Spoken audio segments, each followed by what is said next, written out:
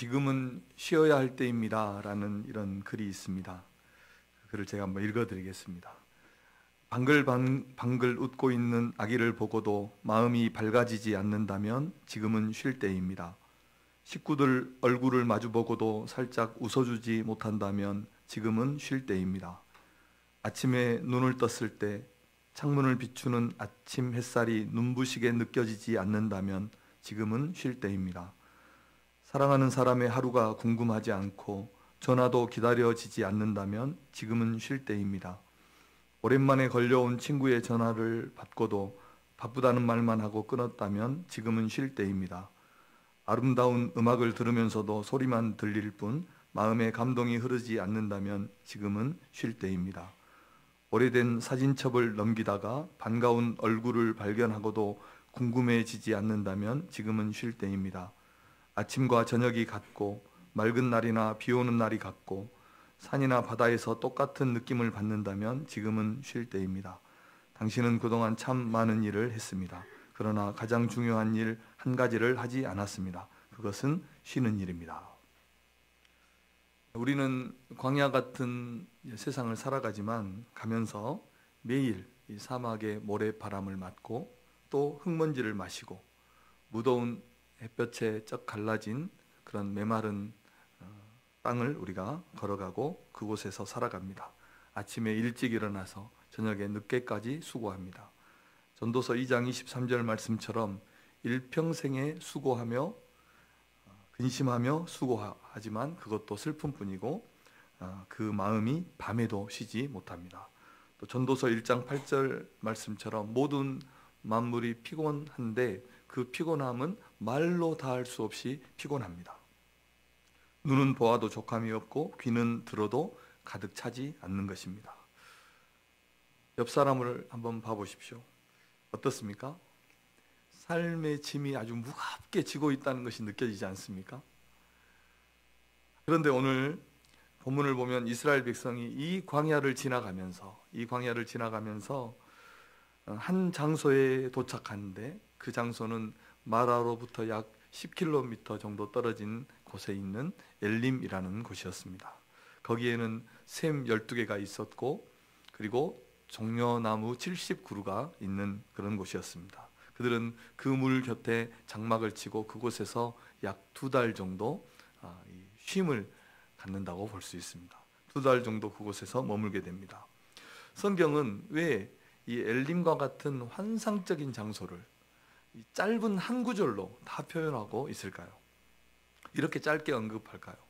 마치 마라에 대한 그 본문의 끝에 살짝 얹혀놓은 듯한 그런 느낌, 이런 것도 있었어 라고 체크만 하고 지나가는 것처럼 이 엘림을 한 구절로 짧게 언급만 하고 있다는 것입니다.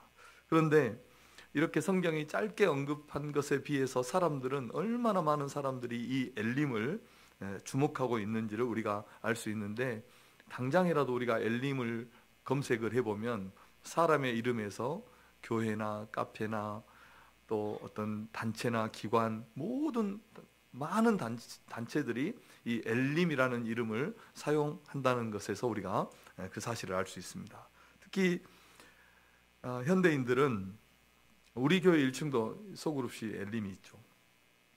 우리가 이 바쁜 일상을 살다 보면 우리에게 매우 힘이 부족하다는 것, 그리고 또 괴로운 일들이 참 우리에게 많고 또 이런 문제들이 참 인생에 끊임없이 일어난다는 것을 우리가 깨닫죠. 생각이 듭니다. 그리고 안타깝게도 그것은 우리의 생각만 그런 것이 아니라 실제 우리의 삶이기도 합니다. 실제로 우리가 당하는 일이라는 것입니다. 그래서 현대인들은 이 바쁨 증후군에 다 걸려 있는 것 같아요. 무엇인가 내가 바쁘게 움직이지 않으면 이 사회에서 내가 도태되는 것이 아닌가, 이런 생각들을 가지고 사람들은 정말 바쁘게 살아가고 있습니다. 제가 서울에서 오래전에 몇 해 산 적이 있었는데 지금은 더 하겠죠. 그런데 이 출근 시간에 지하철을 타는 이런 경험들을 가끔 많이 했는데, 그러면 그 수도권에 있는 사람들은 어떻게 움직입니까? 막 뛰어다닙니다. 출근 시간에 뛰어다녀요. 정말 뛰어갑니다. 걷는 게 아니라 뛰어다녀요. 그래서 거기에서 아무 할 일 없는 사람도 같이 뛰지 않으면 정말 이상하게 보입니다. 같이 뛰지 않으면. 출근을 해보셨으면 알아요, 그곳에서. 그래서 아무 할 일 없는 사람도 막 빠르게 걸어가니까 같이 이렇게 뛰어갑니다. 우리가 이런 시대를 살고 있고, 또 다른 사람들과 우리를 비교하고, 또 우리 자신에게, 또 우리 주변에서 일어나는 그 많은 일들 때문에 우리가 이제 하나님이 우리에게 주신 그 은혜들을 많이 놓치고 살아가고 있는 것은 아닌지 우리가 한번 돌아보고, 특히 오늘 이 엘림을 통해서 우리의 마음이 이 하나님이 주시는 이 쉼을 누리는 그런 여유를 잃어버리고 우리가 이 바쁜 삶만을, 어려운 삶만을 우리가 살아가고 있지 않는지를 좀 생각해 보는 시간이 되었으면 좋겠습니다. 이 엘림을 통해서 하나님이 우리에게 주시는 메시지가 무엇일까 우리가 생각해 볼 텐데, 엘림은 우리가 누가 말하지 않아도 이 쉬는 것과 연결이 되어 있어요. 누가 말해주지 않았는데도 이렇게 연결되어 있어요. 엘림은 뭐 힘이 세다 혹은 나무들이다 이렇게 번역할 수 있는 단어예요. 그곳에 나무들이 아주 강한 나무들이, 높이 솟은 나무들이 많았기 때문이라고 그렇게 학자들이 이제 생각을 하는데, 그곳에는 비교적 사막에서는 볼 수 없는 많은 비가 내렸고, 또 개울과 샘이 많이 있어서, 나무들이 많이 있어서 이제 쉬기에 아주 안성맞춤인 그런 곳이었어요. 그래서 이스라엘 백성들이 이곳에서 2개월 정도를, 2달 정도를 머문 것입니다. 그래서 이곳에서 아무런 설명이 없지만 이 성경을 해석하는 사람들이 이 엘림이라는 곳에서 이스라엘 백성들이 2달 정도 머물면서 몸과 마음의 휴식을 가졌을 것이다, 이렇게 판단을 하면서 엘림과 쉼을 연결하는 것입니다. 우리가 쉰다 혹은 쉼을 누린다 이렇게 말했을 때, 그것은 단순하게 쉬는 것을 말할까요? 일을 하지 않고 쉬는 것을 말할까요? 아니면 뭐 여행을 가거나 취미생활을 하거나 이런 것을 쉰다고 말할 수 있을까요? 제가 오래전에 그 필리핀으로 여행 겸 단기 선교를 간 적이 있어요. 한 주간 정도 다녀온 적이 있는데, 열방선교회 목사님들과 함께 가면서 목사님들이 비행기에서부터 또 식탁에서나 서로 교제할 때 꼭 하는 행동들이 있어요. 그게 무엇이냐면 뭔가를 쓰는 거예요. 설교를 작성하는 거예요. 한 주간 여행은 쉼이 아니에요. 왜냐하면 그 다음 주에 설교를 해야 되기 때문에. 그래서 저도 출발하기 전에 어느 정도 준비를 해놓고 또 그곳에 가서 틈틈이 설교를 마무리했던 그런 기억이 있습니다. 전도서 말씀처럼 마음에 근심이 있으면 밤에도 쉬지 못해요. 마음에 근심이 있으면 밤에도 자도 쉬어지지 않아요. 뭐 일을 하지 않아도, 여행을 가도, 쇼핑을 가도, 맛있는 것을 먹고 마셔도 이 마음이 쉬어지지 않는 거예요. 그래서 몸도 피곤한 겁니다. 그래서 쉼을 누린다는 것은 단순히 일을 하지 않는다는 것보다는 이 마음의 불안이나 염려나 근심이나 이런 마음의 무거운 짐까지도 쉬게 하는 것, 이것을 우리는 쉰다 이렇게 말할 수 있습니다. 자, 하나님은 오늘 우리에게 무엇 때문에 이 쉼을 누리고 또 쉼을 누리라 합니까? 또 우리가 왜 어떻게 해서 쉼을 누릴 수 있습니까? 그것은 오늘 본문에 보면 하나님께서 우리에게 쉼을 주시기 때문입니다. 하나님은 우리에게 쉼을 주시는 분이시라는 것입니다. 자, 27절 오늘 본문의 말씀을 우리 다시 한번 읽어보겠습니다. 시작. 그들이 엘림에 이르니 거기에 물샘 12과 이른 구루가 있는지라. 거기서 그들이 그 물 곁에 장막을 치니라. 아멘. 이 엘림은 마라에서 약 10km 정도 떨어진 곳에 있었던 장소입니다. 우리가 우리에게 어떤 일이 일어났을 때, 우리의 삶에 문제가 발생했을 때 우리가 섣부르게 판단하지 않고 또 어리석게 원망하거나 불평하지 않아야 되는 이유가 있습니다. 그것은 무엇이냐면, 첫째로 그 문제 곁에는 반드시 하나님께서 해결할 방법도 함께 주셨기 때문이죠. 그리고 곧 어떻습니까? 곧 엘림이라는 엘림이라는 곳이 우리 앞에 다가오기 때문입니다. 엘림이라는 그런 축복을 우리가 만날 것이기 때문입니다. 그래서 우리는 어떤 문제가 일어났을 때, 인생에 괴롭고 힘든 마라라는 이런 문제가 나타났을 때 이제 곧 10km도 안 되는 곳에 엘림이 있다는 것을 우리가 기억하고 하나님 앞에 원망하거나 불평하지 않아야 한다는 것입니다. 하루도 안 되는 거리입니다. 뛰어가면 몇 시간이면 갈 수 있는 거리에 엘림이 있었다는 것입니다. 그리고 이 엘림은 사실 한 곳에만 있는 것이 아니라 지명은 한 곳이지만 광야 곳곳에 숨어 있었어요. 하루도 살 수 없을 것 같았던 그런 광야에서 이스라엘은 자그마치 40년을 살았습니다.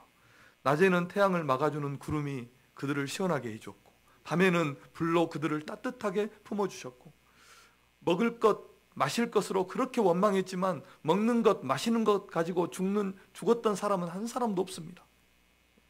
정말 신비한 일이 있죠. 옷과 신발이 헤어지지 않았어요. 40년을 광야에서 살았지만. 무슨 소 가죽으로 만든 것도 아닌데, 하나님께서 우리와 함께 하시는 한 광야는 이 세상은 광야 같은 곳이지만 이곳에는 수많은 엘림이, 하나님이 예비해 주신 그 엘림이 존재한다는 것을 우리는 꼭 기억해야 됩니다. 그리고 이 엘림에는 물샘 12개가 있었고 종려나무가 70그루가 있었어요. 이 숫자는 이스라엘 12지파와 그리고 70인의 장로와 같은 수치입니다. 하나님은 우리에게 완전한 은혜를 베풀어 주십니다. 우리에게 꼭 필요한 것들을 채워주시고 시마다 때마다 우리를 도와주시는 것입니다. 하나님이 우리를 위해서 준비하시는 것은 우리에게 완성맞춤 축복이에요. 완성맞춤. 더할 것도 덜할 것도 없는 것입니다. 우리를 자주 말씀드리지만 가장 완전한 길로, 가장 좋은 길로, 가장 복된 길로 우리를 인도하신다는 것을 믿으시기를 주님의 이름으로 축원합니다. 그리고 이 이스라엘은 이곳에서 약 2달간을 머물렀습니다. 엘림 같은 이런 명소 혹은 완성맞춤의 축복을 한 절로 짧게 성경이 기록하고 있다고 하지만 우리에게도 하나님께서 우리에게 준비하신 그런 축복, 우리를 위해서 준비하신 엘림이 짧다고 생각해서는 안 됩니다. 하나님은 우리의 고난은 잠시 짧게 하시지만 우리가 받을 축복은 많게, 길게, 크게 하나님이 허락해 주시는 것입니다. 마라는 잠깐 스쳐 지나가지만 엘림은 2달을 머물게 하시는 것입니다. 이 세상에서 우리가 잠시 환난과 고난을 받지만 하나님은 영원한 구원으로, 안식으로 우리를 인도하시고 우리에게 갚아주시는 것입니다. 이 엘림에서 2달을 머물렀습니다. 무엇을 했는지는 나오지 않지만 한번 우리가 상상해 볼 수는 있겠잖아요. 430년 동안 애굽에서 종살이하고 그곳에서 날마다 벽돌을 굽고 아주 중노동을 했죠. 라암셋이라는 국고성을 건축하는 일. 그 당시에 이집트는 아주 불가사의한 이런 건축을 많이 했어요. 그런 일들에 이런 노예들이 다 사용된 겁니다.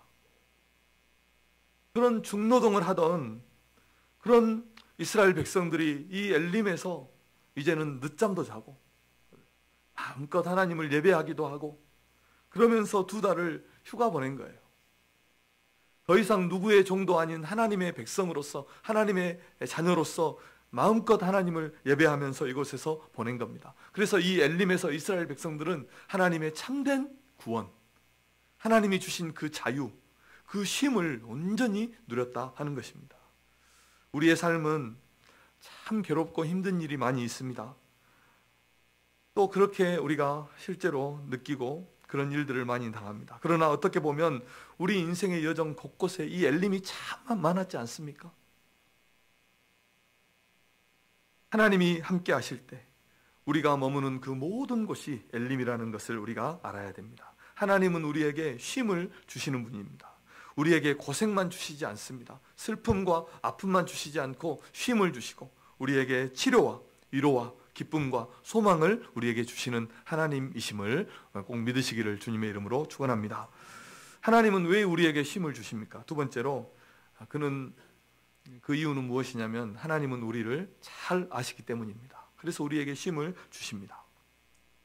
창세기 첫 부분에 1장과 2장 첫 부분에 보면 하나님께서 세상을 창조하시고 또 우리 사람을 창조하시고 나서 3가지 명령을 주셨다는 걸 우리가 잘 알고 있습니다. 노동명령, 결혼 명령, 이런 명령을 주셨는데 그 중에 하나가 무엇이냐면, 가장 첫 번째로 우리에게 주신 명령이 무엇이냐면 안식 명령이에요. 쉬라는 명령. 그래서 쉼은 명령이에요. 우리는 쉬지 않고는 살 수가 없는 거예요. 그래서 하나님은 사람에게 쉬라는 것을 명령으로 주셨어요. 사람은 창조될 때부터 쉬어야 하는 존재로 지어졌습니다. 예수님도 우리에게 수고하고 무거운 짐진 자들아 다 내게로 오라, 내가 너희를 쉬게 하리라, 이렇게 말씀을 하셨습니다. 제가 몇 번 소개한 적도 있고, 우리가 잘 아는 그 배에는 적재 한계선이 있죠. 적재 한계선이 있어요. 그것을 맨 처음 만든 사람이 사무엘 풀림솔이라는 사람인데, 19세기에 영국이 5대양을 이렇게 다닐 때 배들이 자꾸 침몰했다고 그랬죠. 배들이 자꾸 침몰하는 거예요. 그 이유는 단순했습니다. 무엇이냐면 짐을 너무 많이 시켜요. 욕심 때문이죠. 짐을 너무 많이 시켜요. 그래서 사무엘 풀림솔이라는 사람이 법안을 하나 제출해서 그 법안을 만드는데 로드라인 혹은 자기의 이름을 따서 풀림솔 라인 이렇게 부르는데, 그게 뭐냐면 짐을 어느 정도 이상 실지 못하도록, 더 이상 배가 물 아래로 내려가지 않도록 선을 그어놓습니다. 적재 한계선이에요. 너무 많이 실으면 배가 침몰하는 것입니다. 사람은 반드시 쉬어야 합니다. 여러 편의 찬송가를 작사했던 엘리자 히윗이라는 여사가 있습니다. 이분은 교사였는데 불의의 사고로 척추를 다쳐서 회생이 불능하다는 이런 진단을 받습니다. 그래서 삶을 포기하고 슬픔과 절망 속에서 살아갑니다. 주변 사람들에겐 신경질을 내고 도저히 그 곁에서 간호할 수 없을 정도로 그렇게 이제 망가진 삶을 살아가는데, 어느 날 한 흑인 여성을 만나고 나서 자기의 잘못을 깨닫고 하나님 앞에 회개하면서 회개 기도를 해요. 그리고 그 기도를 그대로 가사로, 또 그 가사에 곡을 붙여서 만든 찬송이 있는데, 그 찬송이 370장 주 안에 있는 나에게 찬송이에요.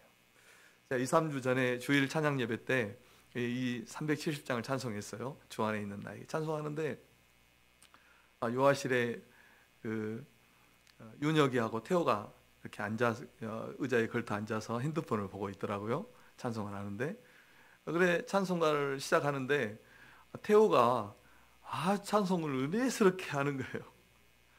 어떻게 은혜스러운지 아세요? 척 보면 압니다. 조금 음악에 실력이 있는 분들은, 지휘자들은 보면 막 100m, 200m 떨어진 곳에서 입만 뻥끗하는지 소리를 내고 있는지 제대로 부르고 있는지 그걸 보인대요. 여기서도 다 보입니다. 입을 아주 앞으로 쭉 내밀고 얼마나 은혜스럽게 찬송가를 하는지. 그러더니 한 3, 4절 정도 되니까 이제는 윤혁이가 그리고 이제 기도하고 나니까 사라졌어요. 그런데 그 가사를 한번 보십시오. 가사를 한번 생각해 보십시오. 주 안에 있는 나에게, 주 안에 있는 나에게 딴 근심이 있으랴, 십자가 밑에 나가 내 짐을 풀었네. 우리 후렴 같이 한번 해볼까요? 주님을 찬송하면서 할렐루야 할렐루야, 내 앞길 멀고 험해도 나 주님만 따라가리. 찬송가 가사는 우리에게는 맞다 생각해도 그 아이들이 이걸 부르는데 알고 부르는지 모르고 부르는지, 그러면서 웃음도 났다가 눈물도 났다가 그랬습니다. 사랑하는 성도 여러분, 우리가 우리에게 이 쉼을 주시는, 안식을 주시는 그 하나님 앞에서 이 주일만큼이라도, 이 시간만큼이라도 그 우리의 삶의 무거운 짐을 다 내려놓고, 복잡한 세상의 마음, 슬프고 아픈 이런 삶의 무거운 짐들을 다 내려놓고 마음의 쉼을 누리는 그런 시간, 그런 주일이 되시기를 바랍니다.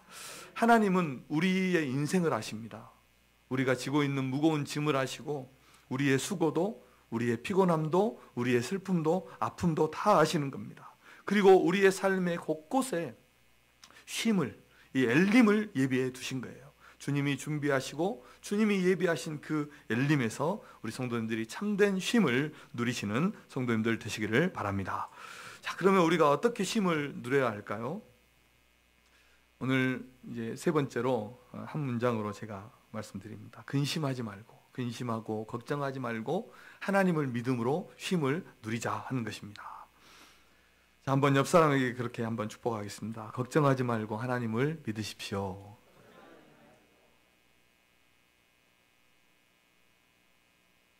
제가 전에 2015년에 했던 이 본문으로 했던 설교를 쉼이라는 설교로 했어요.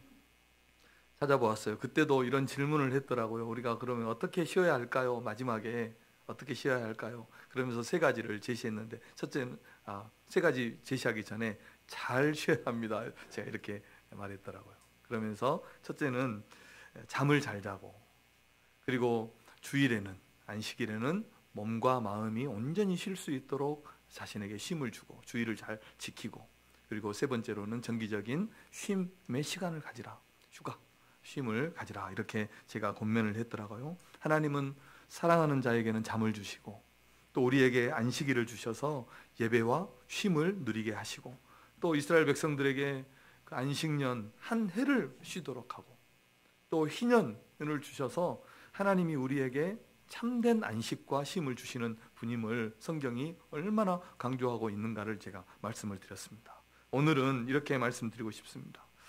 우리에게 하나님은 우리에게 쉼을 주시는데 이 쉼을 어떻게 누려야 될까? 우리의 세상의 근심, 걱정, 염려 다 내려놓고 하나님을 믿고 하나님이 주시는 쉼을 좀 우리가 누렸으면 좋겠다, 이런 마음으로 권면해 드립니다.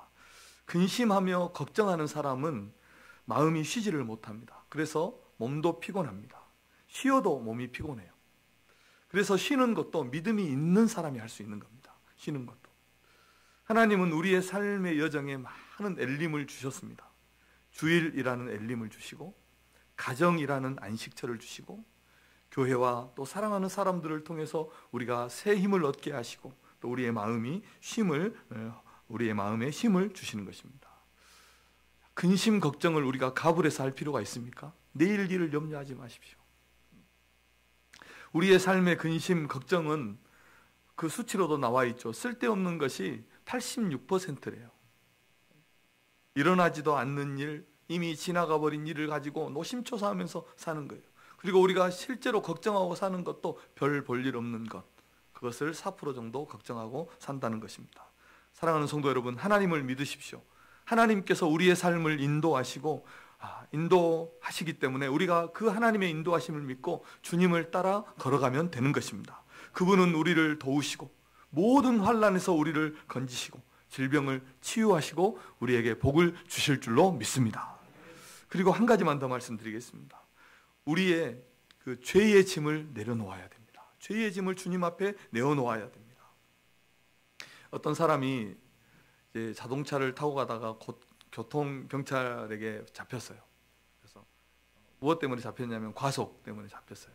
과속입니다 하니까 이 사람이 불현듯 튀어나온 말이, 아유 죄송합니다, 술을 한잔 했더니 제가 속도가 높아진 줄을 몰랐습니다. 그래서 음주운전이 추가됐어요. 그랬더니 그 옆에 앉아있던 아내가, 이 사람이 무면허인데 제정신으로는 운전을 못하니까 술을 마셨습니다. 무면허가 또 추가됐어요. 그랬더니 뒤에 앉아있던 장모님이 그랬어요. 거보게 차를 훔쳐 타더니 내 그럴 줄 알았다고 그렇게 말했대요. 그래서 현장에서 이렇게 붙잡혔다고 합니다. 죄는 어떻습니까? 그 죄의 문제가 해결되지 않으면 그 죄는 끝까지 우리에게 꼬리표를 달고 우리를 불안하게 하고 우리의 영혼을 갉아먹고 잠 못 이루게 하고 근심하게 하고 몸과 영혼을 망가뜨려 버려요. 죄라는 것이 이런 것입니다. 죄를 짓고 마음의 평안을 누리는 사람은 없는 것입니다. 우리가 정결한 삶을 살 때 우리의 영혼이 참된 평안 그리고 참된 쉼을 누릴 수 있게 되는 것입니다. 사랑하는 성도 여러분, 하나님 앞에서든지 사람 앞에서든지 마음에 걸리는 것이 있으면 그 죄를, 그 마음에 걸리는 것을, 그 근심을 하나님 앞에 내어놓고 기도하시기를 주님의 이름으로 축복합니다. 죄를 해결하고 죄를 끊어내십시오. 죄의 문제가 해결되면 우리의 영혼이 진정한 쉼을 누리게 되고 우리의 몸도 강건해지고 우리가 하는 모든 일이 형통하게 될 줄로 믿습니다. 자, 말씀의 결론입니다. 우리의 삶은, 우리는 이 하나님이 주시는 쉼을 누리면서 살아가야 합니다. 고대 설화 중에 이런 유명한 이야기가 있습니다. 창조주가 천사들에게 이 사람들에게 행복을 주되 행복을 숨겨서 그것을 잘 찾아내는 사람만 행복을 찾을 수 있도록 잘 숨기라고 이렇게 이제 명령을 내렸어요. 그러니까 천사들이 긴급 회의를 열어가지고 어디에 숨기는 게 좋을까 이런 의논을 했어요. 하늘 끝에다 숨길까, 바다 밑에다 숨길까, 저 멀리에다 숨길까 이렇게 의논을 하다가 한 천사가 내놓은 그 방안이 만장일치로 통과되었는데 인간의 마음속에다 숨겨놓자. 그래서 인간은 참 욕심이 많기 때문에 자기 마음을 또 모르기 때문에 인간의 마음속에 숨겨두면 사람들이 잘 쉽게 찾지 못할 것이다. 이렇게 해서 그것이 통과되었다고 합니다. 우리의 삶은 하나님의 인도하심을 따라 걸어가는 여정입니다. 이 길에서 우리는 때로는 홍해도 만나고 마라도 만나고 엘림도 만납니다. 그리고 하나님은 우리를 마침내 적과 꿀이 흐르는 그 가나안 땅으로, 축복의 땅으로 우리를 인도하시는 것입니다. 그래서 비록 우리가 이 광야 같은 세상을 살아가면서 힘들고 어려운 일을 만나도 이 모든 길이 우리를 복된 곳으로, 축복의 땅으로 인도하시는 그 하나님의 인도하심이고 그 과정에 있다는 것을 우리가 알고 믿는다면 우리의 마음이 낙심하지 않을 수 있는, 포기하지 않을 수 있다는 것입니다. 하나님은 이 삶의 여정 곳곳에 엘림이라는 이런 축복을, 쉼의 자리를 우리에게 허락해 두셨다는 것을 우리가 꼭 기억하시고 그곳에서 우리가 샘을 얻고 다시 일어서서 걸어가게 하신다는 것을 기억하시고 날마다 새롭게 되는 그 은혜가 우리 성도님들에게 있으시기를 주님의 이름으로 축복합니다. 그리고 우리가 이 하나님과 동행한다면, 이렇게 어려운 삶이지만 하나님과 동행한다면 우리 하나님은 우리의 모든 괴로움을 기쁨으로 바꾸시는 하나님이시고 우리의 능력이시고 우리의 소망이 된다는 것을 우리가 발견하게 될 것입니다. 하나님은 우리의 엘림이십니다. 하나님은 우리의 엘림이십니다. 우리의 능력이십니다. 우리의 소망이시고 우리의 안식이시고 우리의 방패시고 우리의 구원의 하나님이심을 믿으시기를 주님의 이름으로 축원합니다. 이 하나님으로 인해서 우리의 마음에 힘을 얻고 믿음으로 승리하시는 성도님들 되시기를 주님의 이름으로 축복합니다.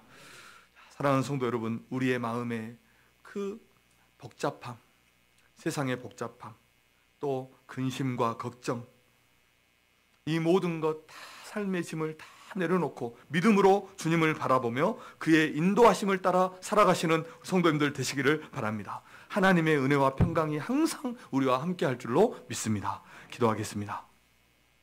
하나님 아버지, 은혜를 감사합니다.